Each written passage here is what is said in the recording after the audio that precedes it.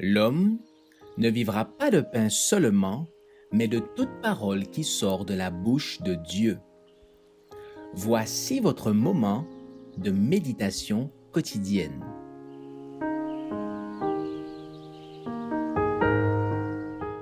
Vous recevrez une puissance. Mission globale. L'esprit ouvre des portes. Le 14 juin.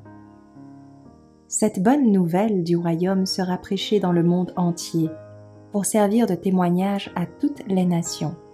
Alors viendra la fin. Matthieu 24, verset 14. Le chant, c'est le monde, et nous comprenons mieux ce que cette déclaration signifie que ne le purent les apôtres qui avaient pourtant reçu des lèvres même du Christ la mission de prêcher l'Évangile au monde entier.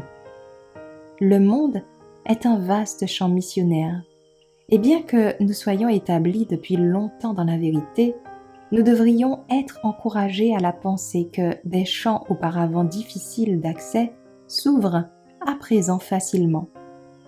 Chaque église de notre pays devrait chercher la renaissance de l'esprit missionnaire. Elle devrait chercher une réelle croissance de son zèle et de son activité.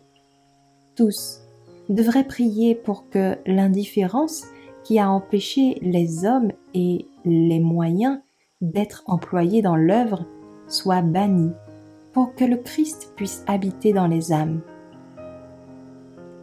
Le ministère du Saint-Esprit est de convaincre de péché, et je sais que c'est un péché que d'être indifférent aujourd'hui.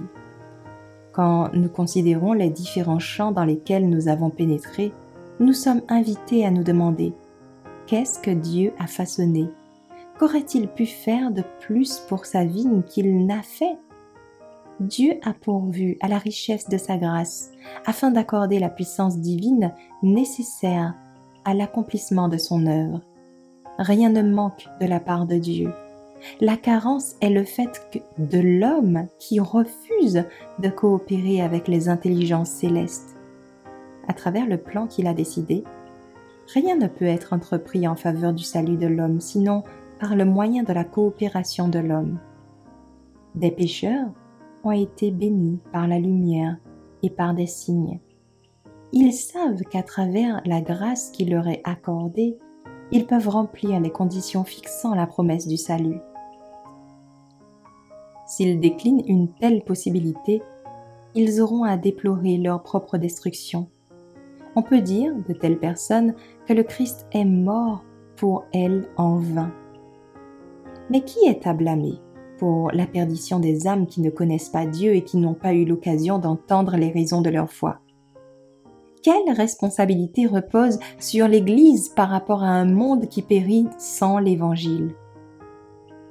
À moins de voir davantage de renoncement à soi de la part de ceux qui prétendent croire en la vérité, à moins qu'une fidélité plus engagée ne se vérifie dans les dîmes et dans les offrandes apportées au trésor, à moins que des plans plus vastes que ceux qui ont été exécutés ne soient faits, nous n'accomplirons pas la mission de l'Évangile qui nous appelle à aller dans le monde entier et à prêcher à toute créature.